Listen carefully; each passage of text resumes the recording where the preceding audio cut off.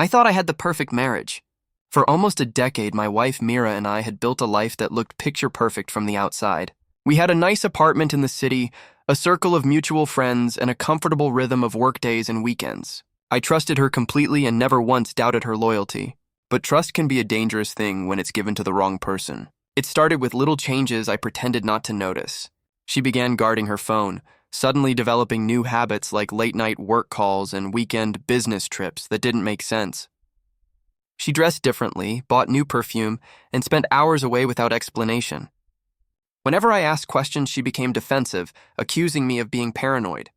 For months, I tried to silence my gut because love makes you want to believe the best. But one evening, when she claimed she was at a work dinner, I drove past the restaurant she had mentioned and found it nearly empty. My instincts screamed louder than ever. I hired a private investigator, not because I wanted proof to hurt her, but because I needed certainty before confronting her. Within 2 weeks, I had photographs, text messages, and hotel receipts that showed the undeniable truth. She was having an affair with a colleague, a married man from her office who also happened to be her direct manager. My world crashed down in silence. I didn't scream, didn't confront her right away. Instead, I planned. If she was going to betray me so thoroughly, I wasn't going to let her walk away clean. The breaking point came one weekend when she told me she had to fly out for an urgent conference. Instead, she was at a resort barely an hour away. I waited until she left, then packed a bag, drove to the resort, and checked into the same place. The investigator had given me her room number. My hands shook, but my mind was ice cold. I knocked. She opened the door in a robe, shocked to see me standing there, and behind her stood her lover half-dressed. For a moment, no one spoke. Then she started babbling excuses, but I walked in, pulled out my phone, and took a video of the scene without a word. The man tried to protest, but his face told the story better than any words. I didn't shout. I didn't fight. I simply said, "I know everything," and left them there in their shame. Back home, I copied all the evidence into a folder and met with a divorce lawyer. Because of the laws in our country, proof of adultery carried serious weight in settlements. My lawyer advised patience. Don't confront her, don't argue, just let her dig her own grave while we built the case. So I pretended nothing had happened for a while, all while securing finances, moving my savings into separate accounts, and quietly preparing for the storm.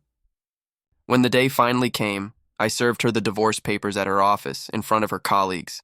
She broke down in tears, begging me to discuss it privately, but the humiliation had already begun. Her lover's wife also received a copy of the evidence, and within days he was thrown out of his own house. What went wrong for Meera wasn't just losing me. It was the cascade that followed.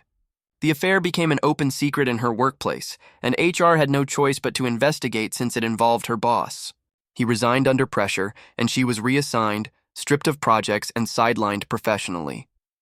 Friends we had shared turned cold once they realized she had been lying for months. Even her own family, embarrassed by her actions, scolded her instead of offering support. She tried to contact me countless times, begging for forgiveness, even saying we could start over, but by then my love had turned into stone. I refused to meet her except through lawyers.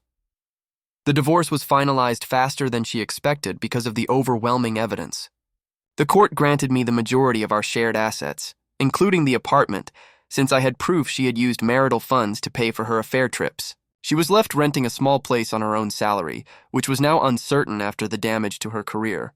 To top it off, her affair partner dumped her once his own life imploded. She had destroyed our marriage, only to end up alone, broke, and disgraced. I didn't take joy in watching her downfall, but I won't lie and say I didn't feel a deep sense of justice. She had tried to play me for a fool, but in the end, she played herself. I rebuilt my life slowly, focusing on my work, reconnecting with friends I had neglected, and eventually moving on. The betrayal scarred me, but it also taught me the value of self-respect. Love without loyalty is nothing, and trust, once broken, cannot be rebuilt. When people ask about my marriage now, I tell them the truth. My wife cheated, but everything went terribly wrong for her. She thought she could juggle lies and get away unscathed, but life has a way of making sure actions have consequences. I didn't need to scream or fight. All I needed to do was let the truth come to light. And once it did, she lost everything she had gambled for.